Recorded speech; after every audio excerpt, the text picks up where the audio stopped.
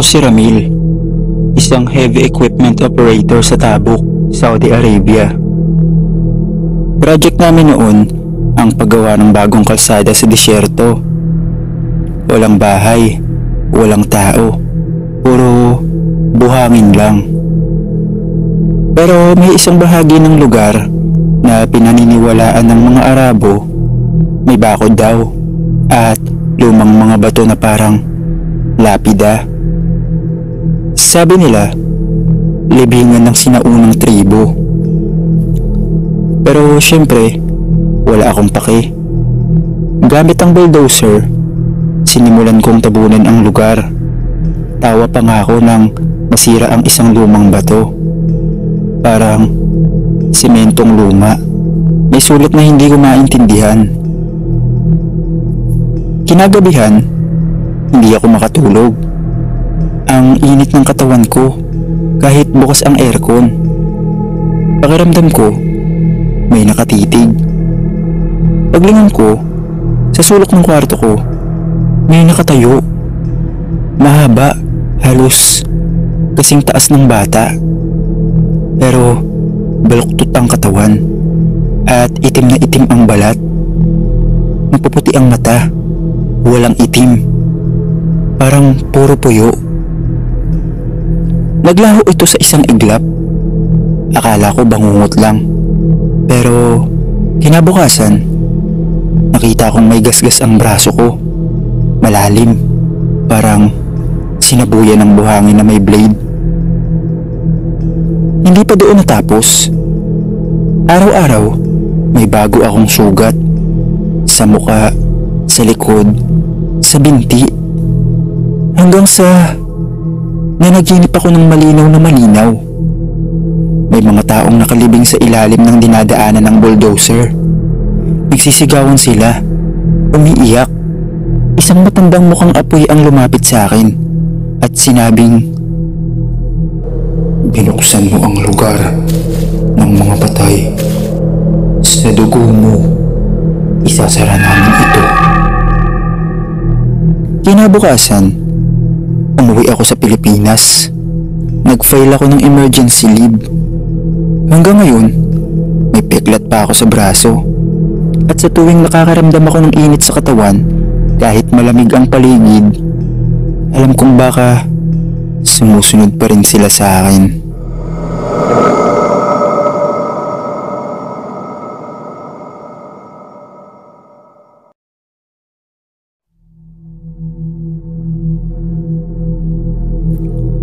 Ako si Ira, isang receptionist sa Deira, Dubai.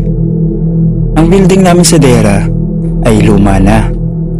Isa sa mga naunang commercial buildings.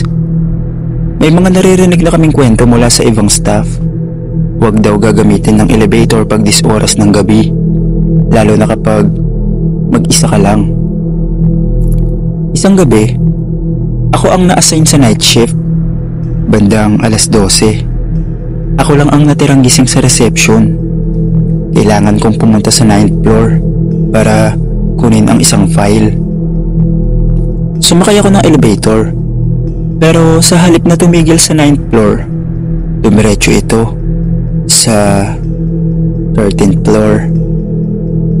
Pero teka lang, walang 13th floor sa building namin. Wala sa elevator buttons. Wala sa floor list. Alam ko dahil dati ko nang tinanong ang maintenance. Pagbukas ng pinto, madilim. Wala ring ilaw sa hallway. Pero parang may bumubulong sa hangin. Lalabas na sana ako para sumilip, nang biglang may kamay na malamig at kulay abo na kumapit sa braso ko. Napasigaw ako. Pagsara ng pinto, bumalik ang elevator sa ground floor na parang walang nangyari. Kinabukasan, tinanong ko ang security guard. Napatingin siya sa CCTV at pinakita sa akin. Bandang 12:14 AM, nagbukas ang elevator sa floor 13 at may babaeng nakatayo sa loob. Pero Hindi ako yun. Maputla siya, itim ang mata, at ngumiti siya sa camera bago nagsara ang pinto. Simula noon, hindi na ako sumakay ng elevator mag-isa sa gabi. At tuwing mag-isa ako sa reception, parang may sumasama sa anino ko at nagiging dalawa.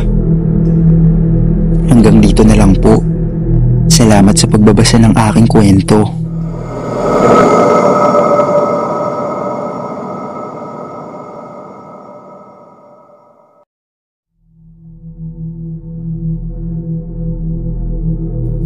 Ako si Angelon, o mas tinatawag ng karamihan na G, 26 years old, taga probinsya ng Aklan.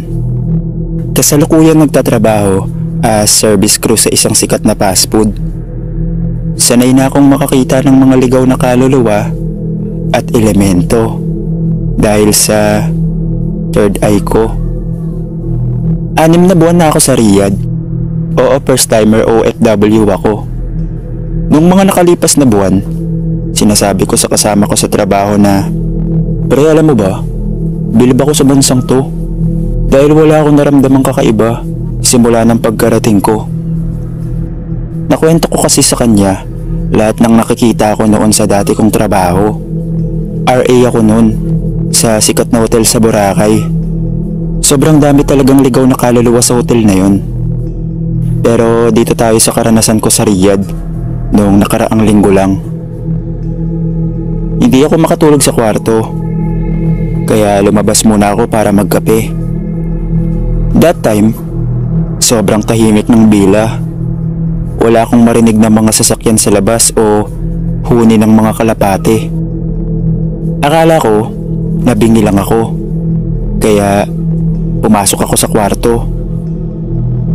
Kinausap ko yung kasama ko. "Pre, may naririnig ka ba?" "Oo pre, ang ingay nga sa labas, buwisit ng mga sasakyan yan." Sumilip ako sa bintana at maingay nga ang mga sasakyan. Lumabas ulit ako para balikan ang kape ko. Paglabas ko, may dumaan na babae, nakaitim. Nagtaka ako. Paanong may babae dito bawal silang bumisita? Iniisip ko na baka empleyado ng company or agency namin. Kaya't sinundan ko siya at tinanong, "Excuse me, madam?" Tawag ko sa kanya. Pero di niya ako pinansin at pumasok siya sa banyo. Kaya nagdesisyon ako na hintayin na lamang siya lumabas. Nag-cellphone na lang muna ako. Maya-maya, biglang may tumawag sa aking babae. Nagulat ako. Paano niya nalaman ang pangalan ko? Di ako lumingon dahil hindi maganda ang kutob ko. Kaya tumayo ang mga balahibo ko. Lumaki ang ulo ko at halos naninigas ang katawan ko na di ko magalaw. Kinakabahan na ako sa mga sandaling yun. Gusto kong sumigaw pero hindi ko mabuka ang bibig ko sa kaba. Maya-maya, tumunog ang pinto ng kwarto namin. Sa isip ko, nagpapasalamat ako dahil may lalabas. Bigla ko nakita ang kasamahan ko. "Pre, okay ka lang? Bakit nakatulala ka at pawis na pawis?" Tanong niya. "Oo pre, okay lang ako. Sa kape siguro kaya pawisan ako." Hindi ko ikwento sa kanya ang babae sa loob ng CR. Dahil napagtanto kong hindi siya katulad namin. Hanggang sa pumunta ako sa lababo para hugasan ang tasa ko. Nang biglang may humawak sa balikat ko. Yun ang babaeng nakaitim. Nakakatakot ang mukha niya. Ang gulo ng buhok na kulot na animoy sinabunutan siya. Sa sobrang takot ko, napasigaw ako at nahulog ang tasang hawak ko. Tumakbo ko pabalik sa kwarto. Hindi ko akalain na kahit sanay na ako sa ganun, ganun ang magiging reaksyon ko. Sobrang lakas ng aura niya na nababalutan siya ng itim na siyang lubos na nagpatakot sa akin. Gulat na gulat ang kasama ko sa kwarto. Ikwento ko sa kanya ang lahat. Simula nun, dinadasalan ko araw-araw ang kusina at banyo na nawa ay palayain ang nakakulong na ligaw na kaluluwa. Nitong mga nakaraang araw, hindi ko na siya muling naramdaman at nakita. Sana nga ay nasa tamang liwanag na siya. Yan lang ang maibabahagi kong karanasan. Salamat po.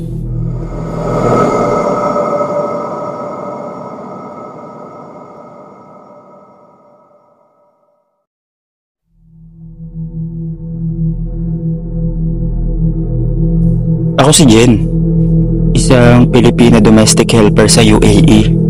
3 buwan pa lang ako nang ilipat ako ng amo ko sa lumang bila ng nanay niya. Wala daw kasing ibang tagapaglinis. Malayo ito sa syudad. Napapalibutan ng buhangin at ang tanging kapitbahay ay 1 kilometro pa ang layo. Tahimik sa umpisa, medyo creepy, pero tiisin na lang. May CCTV sa loob, kaya bantay sarado ang kilos ko. Pero isang gabi, habang naglilinis ako sa sala, bigla na lang umandar ang lumang piano. 1 nota lang. Tunog kalabit pero malinaw. Kinilabutan ako. Tinignan ko ang CCTV monitor. Walang tao. Tinignan ko rin ang piano. Walang kahit anong gumalaw. Pinagpatuloy ko ang trabaho. Kinabukasan, pagpasok ko sa kwarto sa itaas para maglinis, amoy insenso at may abo sa sahig. Akala ko may nagdasal, pero sabi ng amo ko, walang pumunta roon. Isang araw ang lumipas.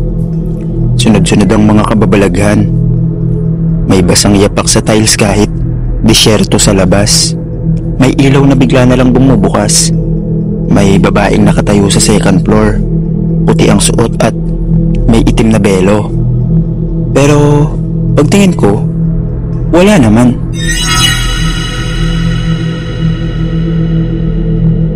Hindi ko na kinaya. Kinausap ko ang hardinero, si Khalid. Matagal na raw siya nagtatrabaho doon, pero hindi siya pumapasok sa bahay. Sabi niya, "That villa used to belong to a woman named Salima. She disappeared during the war. Some say her spirit never left." Pinagtawanan ko lang noong una, hanggang sa isang gabi, habang natutulog ako, may nararamdaman akong humihinga sa tabi ko. Mabigat, mabaho. Nang tumingin ako, walang tao, pero may bumubulong sa tenga ko. Hindi ako aalis. Sumigaw ako at nagdasal. Kinabukasan, umalis ako kahit hindi pa tapos ang kontrata. Nagpalipat ako ng bahay kahit bawas ang sahod. Pero minsan, sa panaginip ko, bumabalik ako sa villa. Nakatayo si Salima sa hagdan at paulit-ulit niyang sinasabi, "Hindi ka ligtas kahit saan."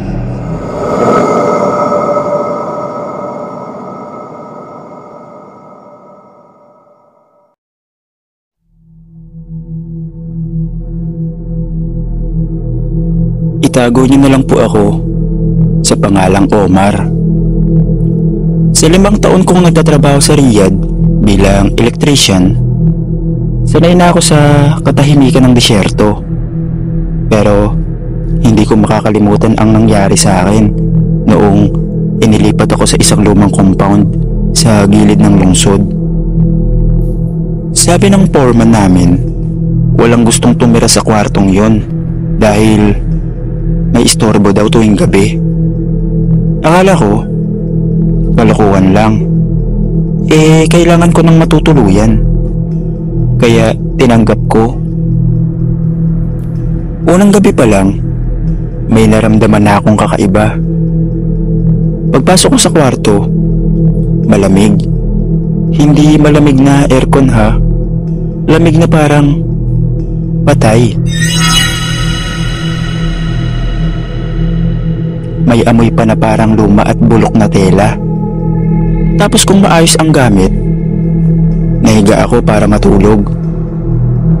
Bandang 2:00 ng madaling araw, may narinig akong kalusko sa kisame.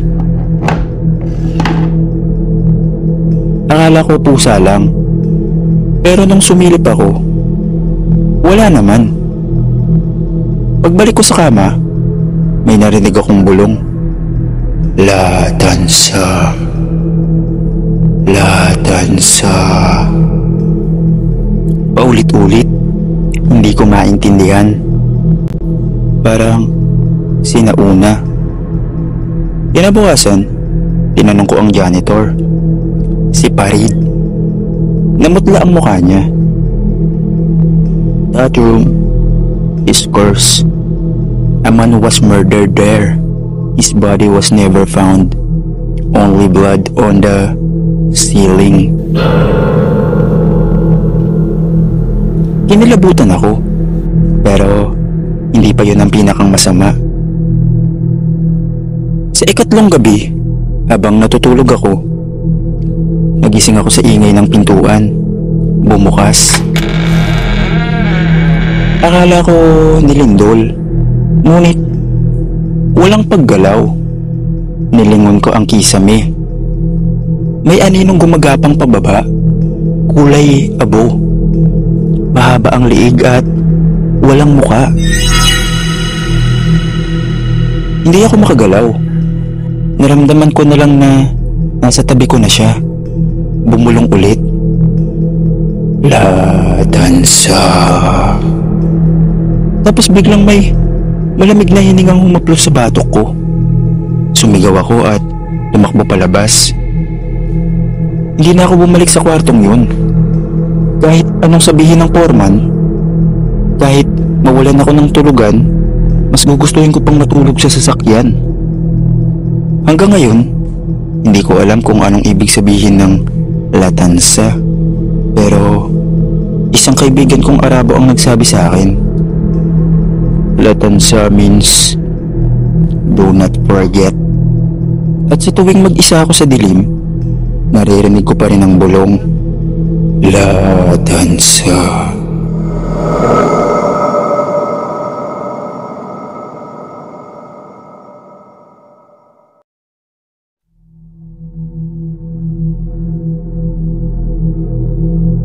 Itago niyo na lang ako sa pangalang Mark, isang nurse sa Kuwait. Dahil bagong salta ako sa Kuwait noon, pinatira muna ako sa staff accommodation. Luma na ang gusali, pero ayos na rin, libre naman. Isang gabi, ako lang mag-isa sa kwarto. Nag-shower ako bandang 2 AM dahil galing ako sa night shift. Habang nasa loob ako ng banyo, napansin kong may kakaibang usok sa sulok. Akala ko singaw lang ng mainit na tubig, pero parang walang usok, amoy sunog na insenso. Tumigil ako sa tubig, nawala ng pressure. Habang inaayos ko ang gripo, may narinig akong tumatawa sa likod ko, mahina at paos. Pagharap ko, wala namang tao. Sa salamin ng banyo, may bakas ng kamay. Maliit pero tila sunog ang gilid. Parang nasunog na balat. Tumakbo ko palabas. Basang-basa. Kinabukasan, sinabi ko sa kasamahan kong si Ali, isang Pakistani nurse. Biglang seryoso ang mukha niya. Did you speak out loud while showering? Tanong niya. Sabi ko, oo. Kumanta pa nga ako. Sabay, napatango siya. Legends live in bathrooms, especially at night. Don't talk, don't sing, don't even whisper. Mula noon, hindi na ako naliligo ng 10 oras. Pero minsan, kahit tahimik na ako, naririnig ko pa rin ang tawa sa likod ko. At isang beses, pagtingin ko sa salamin, hindi ko na nakikita ang sarili ko.